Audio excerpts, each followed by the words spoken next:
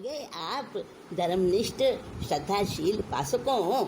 आपको संबोधिष्टि का नमस्कार, जय जिनेन्द्र।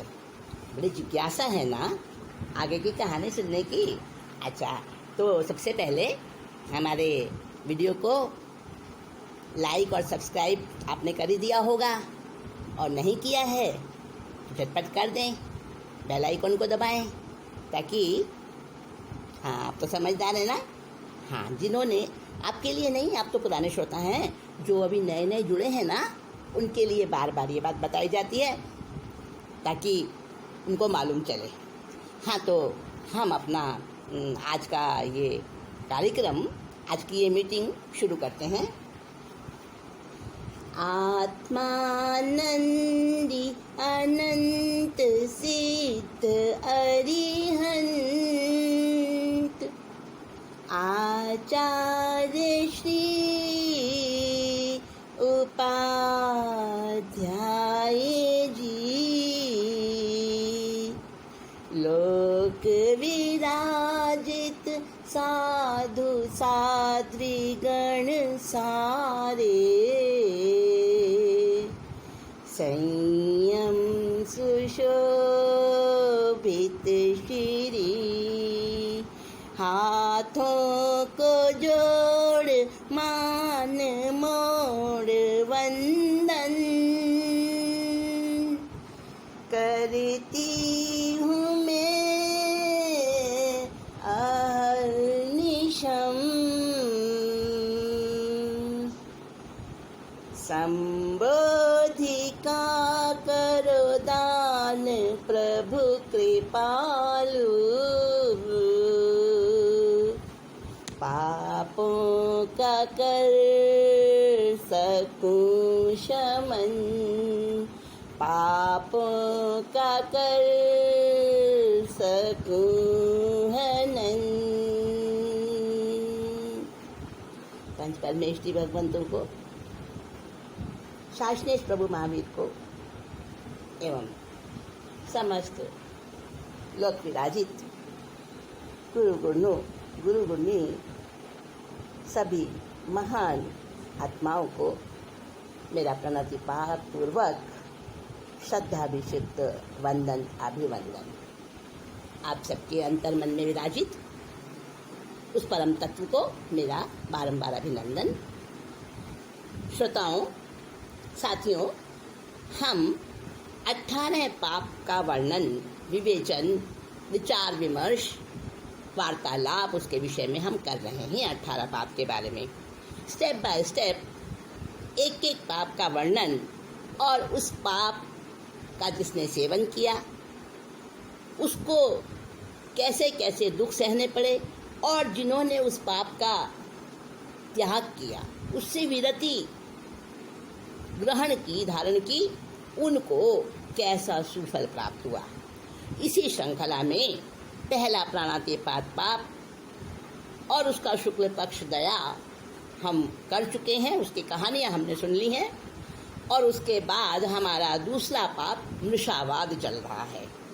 मृषावाद यानी झूठ बोलना। अब झूठ बोलना कई प्रकार से हो सकता है। बिल्कुल सफेद झूठ बोल देना, अथवा घुमा फिरा के बात कहना, अथवा चापलूसी करना, अथवा मिश्र वचन बोलना, अथवा सही बात को नकार देना, इनकार कर देना। तो अनेकों प्रकार का है झूठ। कई बार बिना बोले भी मृषावाद का सेवन हो जाता है। कैसे? बॉडी लैंग्वेज से, इशारों से, हाँ, आँख के इशारे से भी, हाँ हूँ करके भी, खांस कर भी, खखार कर भी, अनेकों प्रकार की भाषा है। बिना शब्द के भी भाषा होती है, हाँ पता है ना आपको। तो बिना शब्द की भाषा से भी जहाँ भाषा वहाँ मृषावाद की संभावना पूरी होती है। इसीलिए तो 5 समितियों में हाँ, 5 समितियाँ, 3 गुप्तियाँ हैं ना, जिनको 8 प्रवचन माता कहा जाता है। तो 5 समितियों में से पहली इरिया समिति और दूसरी भाषा समिति, तीसरी ऐष्णा समिति, चौथी आदान भंड मत निखेवणा समिति और 5वीं उच्चार पासवन मैल जल सिंघाण रैठावनिया समिति। ये 5 जो समितियाँ बताई हैं और 3 गुप्तियाँ, मन की गुप्ती, वचन की गुप्ती, काया की गुप्ती।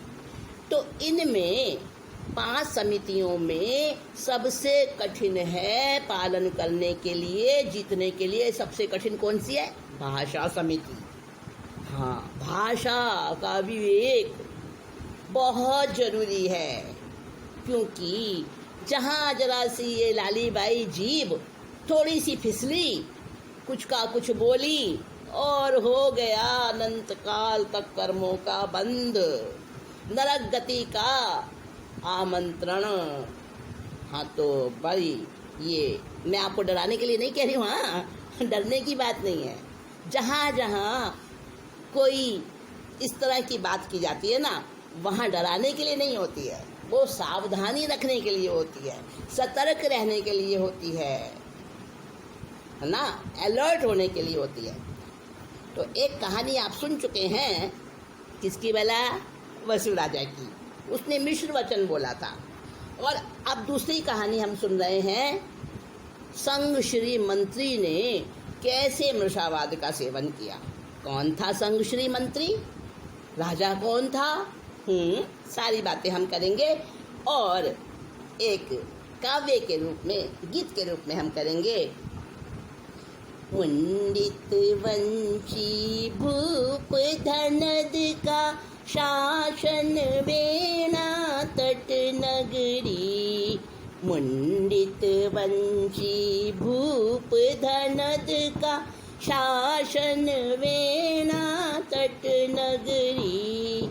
पक्का श्रावक धनद था लेकिन बौद्ध था संघ श्री मंत्री।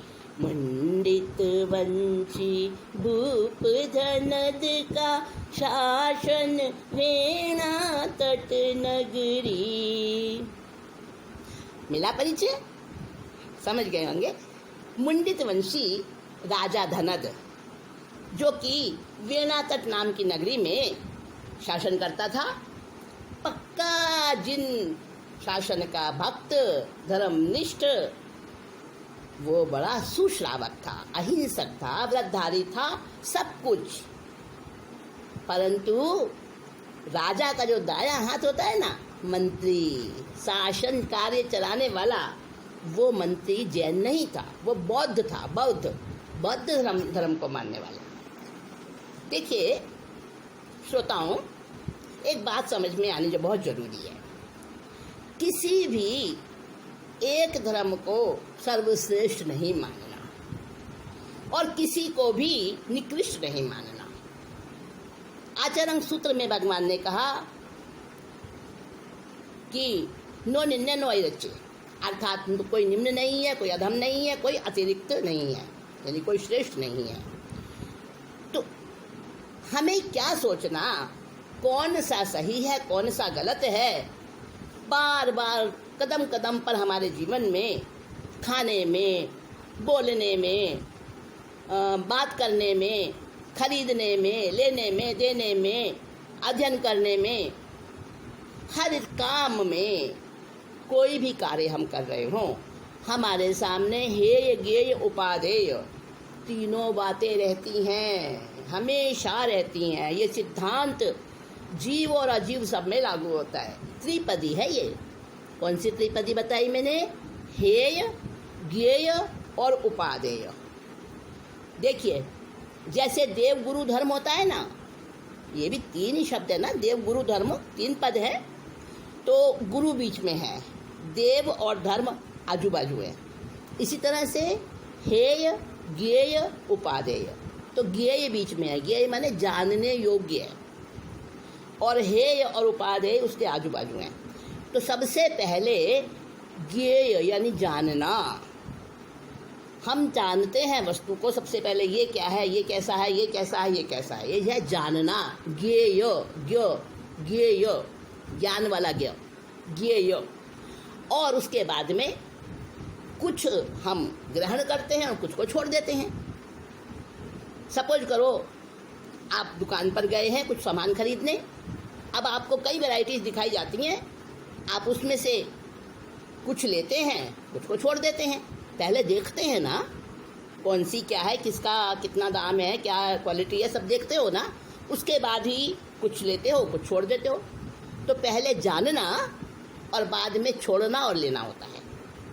तो ये उपादेय हमारे जीवन में कदम कदम पर चलता है। ऐसे ही विचारों में, दृष्टिकोण में, धर्म में, आचरण में, हर चीज में चलता है। तो कोई सा भी धर्म निकृष्ट नहीं है। निकृष्ट होता है हमारा दृष्टिकोण, और उसी दृष्टिकोण को कहा है सम्यक दृष्टि अथवा मिथ्या दृष्टि अथवा मिश्र दृष्टि। दृष्टिकोण यानी आउटलुक, हमारी समझ, हमारी ग्रहणशीलता, वही हमको मिथ्यात्व या सम्यक्त्व बनाती है। तो बौद्ध धर्म भी अपने समय में काफी ऊंचाइयों पर था। कोई भी धर्म हो, हर धर्म के अंदर अच्छी बातें होती हैं। कोई भी धर्म ये नहीं कहता कि चोरी करो अच्छा है, झूठ बोलो अच्छा है, किसी को धोखा देना अच्छा है, सताना अच्छा है, जान लेना अच्छा है। कोई धर्म नहीं कहता। नहीं है, जो बातें नहीं करनी है ना, वो सारे धर्म एक समान बोलते हैं, है ना, बोलते हैं ना। लेकिन जहाँ पर करने की बात है, ऐसा करना चाहिए, ऐसा करना चाहिए, ऐसा करना चाहिए, यानी जो हमारा जिसको कहना चाहिए हमारे रूल्स एंड रेगुलेशंस, जो हमारा क्रिया पक्ष है, आचरण पक्ष है, उसमें अंतर होता है। तो 10वें कालिक सूत्र की 10वें अध्ययन, 10 अध्ययन है 10वें कालिक सूत्र में, उसके पहले अध्ययन की पहली ही गाथा, उसमें बताया है धम्मो मंगल मुक्तिठम अहिंसा संयमो तवो देवावीतम न मनसंति जस धम्मे संयमणो। अर्थात धम्मो मंगलम मुक्तिठम, अर्थात धर्म ही उत्कृष्ट मंगल है। मंगल का मतलब पापों को गलाने वाला, अहंकार को, ममत्व को गलाने वाला, उसको कहते हैं ममम गालयति इति मंगलम।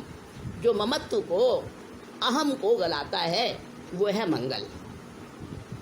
तो धर्म ही उत्कृष्ट मंगल है। धम्मो मंगलम किट्ठम, ठीक है। अब कौन सा धर्म मंगल है, सहज ही प्रश्न उठता है। ये मैं आपको क्यों बता रही हूँ, कहानी में से बीच में से रोककर, कि पहले आप दृष्टिकोण को समझ लें। हाँ, दृष्टिकोण को समझना बहुत जरूरी होता है। और दृष्टिकोण को समझ के जब हमारी सही मतलब समझ बनती है, भावना बनती है, तभी हम धर्म के तत्व को आत्मसात कर पाते हैं। वरना कुछ का कुछ ग्रहण कर लेते हैं और वो अच्छा नहीं होता। तो हमारा जो उद्देश्य है, ये 18 पाप के बारे में बात करने का, इसका चिंतन करने का, मनन करने का, इसका उद्देश्य यही है कि हमें धर्म का तत्व समझ में आए। और धर्म का सार तत्व तभी समझ में आते जब हमारी दृष्टि सही होगी। पक्षपात वाली दृष्टि लेके हम चलेंगे, चाहे वो कोई सा भी पक्षपात हो। अपने धर्म को अच्छा मत समझना, अपने गुरु को अच्छा समझना, अमुक संत हैं, अमुक महात्मा हैं, अमुक गुरु हैं, वही बस मेरे हैं, वही अच्छे हैं, बाकी सब बेकार। ये वाली भावना जो है ना, ये गलत होती है। तो हम समझें कि हमारा शास्त्र, हमारे अरिहंतों भगवंतों की वाणी क्या कह रही है कि धर्म ही उत्कृष्ट मंगल है। परंतु कौन सा धर्म, किसी धर्म का नाम नहीं लिया। हाँ, उत्कृष्ट कौन सा धर्म है, जैन धर्म भी नहीं बताया। आगे की बात कह दी है धम्मो मंगलम मुक्तिठम अहिंसा संयमो तवो, अर्थात जिस धर्म में अहिंसा है, संयम है और तप है। ये 3 चीजें आपके हाथ में कसौटी दे दी, 3 कसौटियां दे दी कि आप परख कर लो। जहाँ अहिंसा है, जहाँ संयम है, जहाँ तप है, बस वो श्रेष्ठ है। किसी का नाम नहीं लिया। और आगे की बात कह दी अगली लाइन में, नीचे की लाइन में, देवावीतम न मनसंति जस्य धम्मे संयमणो, अर्थात जिसके अंदर में ऐसा धर्म, अहिंसा, संयम और तप वाला धर्म जिसके अंदर में आत्मसात हो जाता है, रम जाता है, उसको देवता भी नमस्कार करते हैं। देवा भी तम नमस्ते, है ना। तो धर्म कोई निकृष्ट नहीं है, कोई अच्छा कोई खराब नहीं है। तो बौद्ध धर्म के बारे में मैंने आपको बताया, मंत्री बौद्ध था।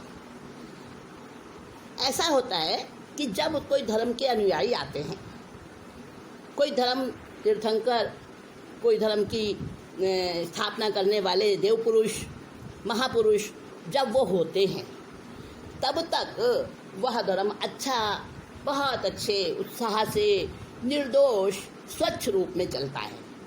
और जब वो महापुरुष नहीं रहते हैं, उनका शरीर पूरा हो जाता है, वो वर्तमान में नहीं होते हैं, मौजूद नहीं होते हैं, तब वो धर्म कैसा हो जाता है? दूषित हो जाता है धीरे धीरे।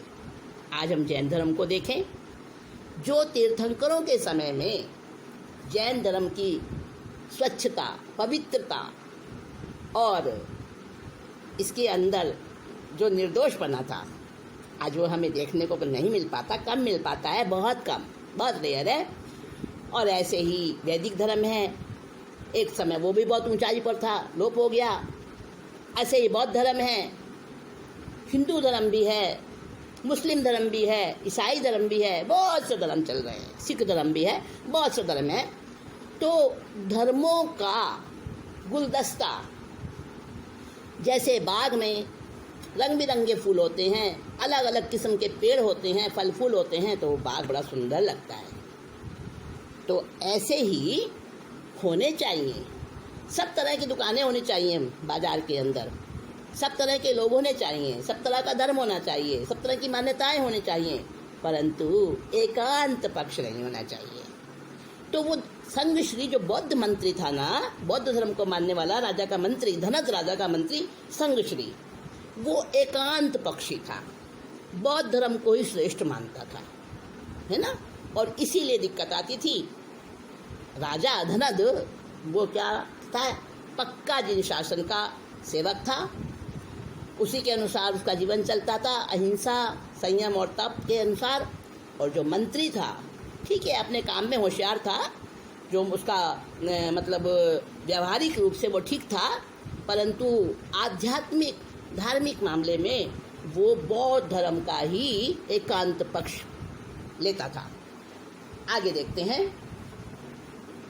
पुत्र समान प्रजा को समझता, धर्म सभा उसका दरबार, धर्म सभा उसका दरबार। पटरानी मंत्री की बहन थी, विमलमती सुलक्षण नार, विमलमती सुलक्षण नार। धारा उसने जैन धर्म था, उड़ता था इससे संग श्री। मुंडित वंशी भूप धनद का शासन वेणा तट नगरी।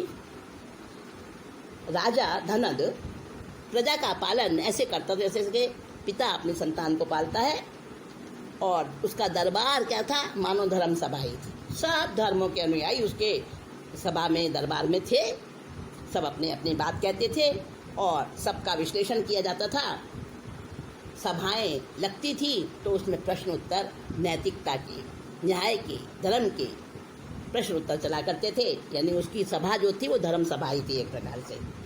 और राजा धनद की पटरानी थी वो विमलमती, विमलमती उसका नाम था, वो मंत्री की बहन थी। संग श्री जो मंत्री थे ना, उसकी बहन थी वो। अब वो भी बौद्ध धर्म को मानने वाली थी शादी से पहले तो, लेकिन जब राजा के महलों में रानी बनी, पटरानी बनी, तो उसने अपने पति के ही धर्म को स्वीकार कर लिया।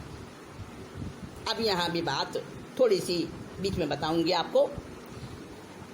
किसी के धर्म को कोई स्वीकार कर ले, क्या धर्म ऐसी चीज है कि छोड़ा जाए और नया बदला जाए? नहीं सर, नहीं दोस्तों, ऐसा नहीं है। धर्म कोई पोशाक नहीं, धर्म कोई ड्रेस नहीं, धर्म कोई पगड़ी नहीं, धर्म कोई वस्त्र नहीं कि बार बार बदल लो। धम्मो वत्थु सहावो, हमारे आगम कहते हैं धर्म क्या है? धर्म तो वस्तु का स्वभाव है, धर्म तो आत्मा का स्वभाव है। धर्म ऊपर की चीज नहीं है। हाँ, हमने धर्म को बहुत गलत समझ रखा है।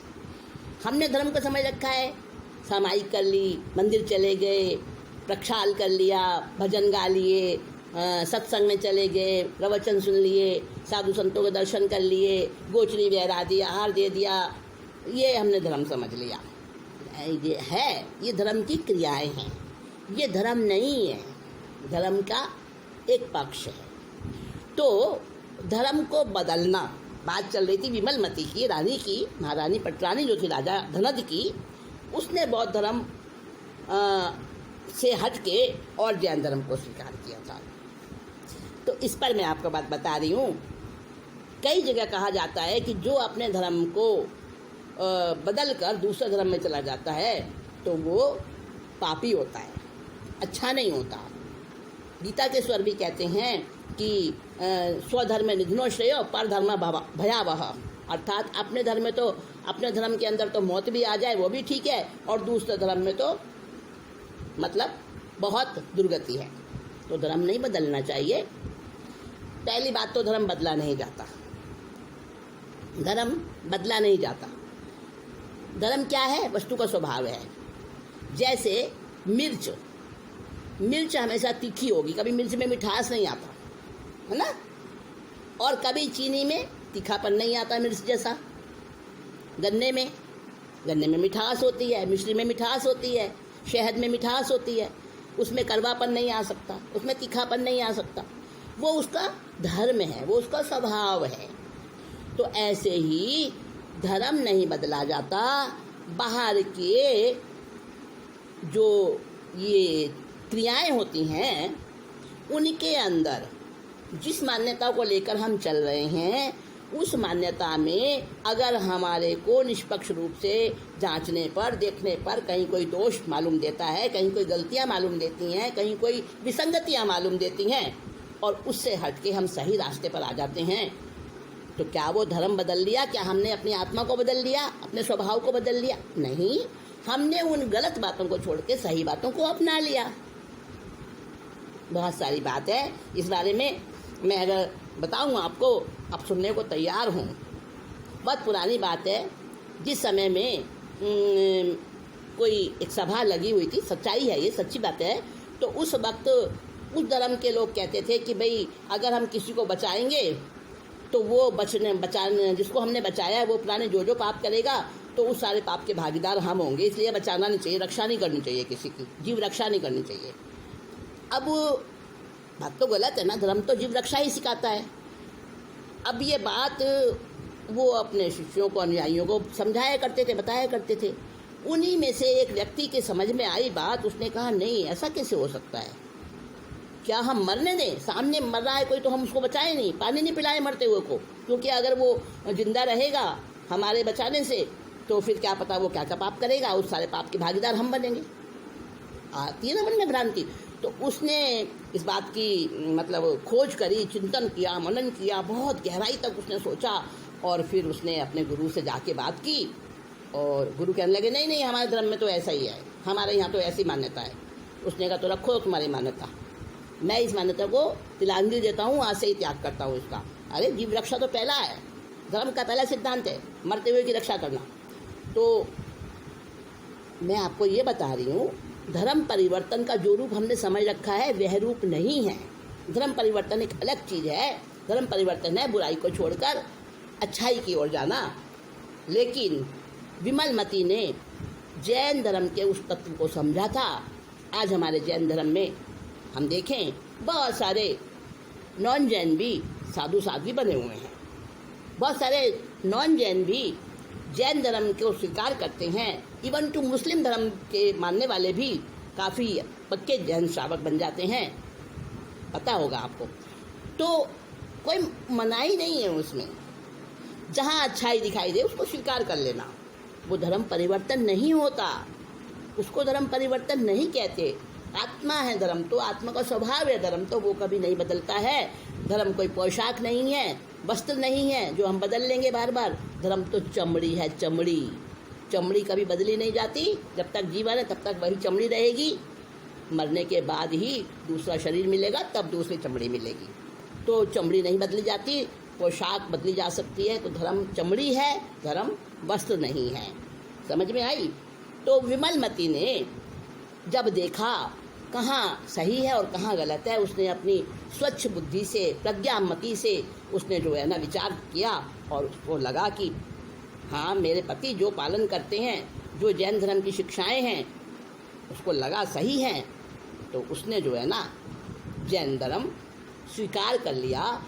राजा की पटरानी थी, पति पत्नी दोनों ही एक ही विचारों के हो गए, लेकिन मंत्री वो एकांत पक्ष, एकांत विचारों वाला, उसने बौद्ध धर्म को गलत है तो गलत ही है, मैं तो इसको, अरे खारा पानी है हमारे कुएं का, कोई बात नहीं, हम तो खारा ही पानी पिएंगे, हमारे दादा ने खुदवाया था ये कुआं, हम तो इसी का पानी पिएंगे, खारा है तो होता रहे। भाई सामने मीठा मीठा पानी है, अच्छा वाला पानी है, वो नहीं पी। एकांत पक्षी ऐसा होता है। तो संग श्री बड़ा कुड़ता था इस बात से कि मेरी बहन ने क्यों जैन धर्म स्वीकार कर लिया, और वो पक्का बौद्ध था। राजा उसको बड़ा समझाते, मंत्री देखो तुम कितने होशियार हो, कितनी सुंदर राज्य व्यवस्था चलाते हो, सब तुम्हें चाहते हैं, पूरी जनता तुम्हें पसंद करती है, तत्व श्रद्धा की बातें करते राजा धनद, लेकिन जिसका पेंदा फूटा हो ना, ऐसा गड़ा था वो संगश्री, घड़ा बाल्टी जिसका पेंदा ही फूटा हुआ हो, उसमें कोई पानी टिकेगा क्या? तो उस पर भी कोई बात टिकती नहीं थी। अब देखो कैसे आगे क्या कहानी बनती है और किस तरह से। आज हमने चर्चा ज़्यादा कर ली, परंतु श्रोताओं दोस्तों ये चर्चा भी जरूरी थी, क्योंकि बहुत बार हमारी बुद्धि भ्रमित हो जाती है और हमें समझ नहीं पड़ता कि क्या सही है क्या गलत है। तो हमें धर्म ही रास्ता दिखाता है। हमारे आगम, हमारे धर्म ग्रंथ ही हमारे पथ प्रदर्शन के लिए होते हैं। तो हमने वो चर्चा थोड़ी सी की यहाँ पर, और किसी को उस विषय में और भी कोई शंका हो तो वो अलग से मेरे से बात कर सकते हैं। मैं हर समय प्रस्तुत हूँ आपकी सेवा के लिए।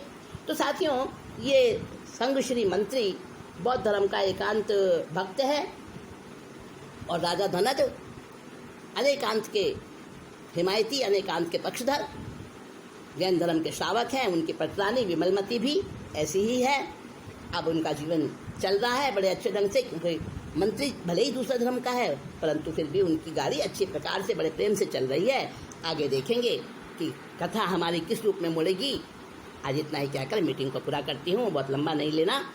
तो साथियों नमस्कार, जय जिनेंद्र। बहुत जल्दी नेक्स्ट मीटिंग में फिर से हम बैठेंगे साथ में, तब तक के लिए विदा लेती हूँ। आगे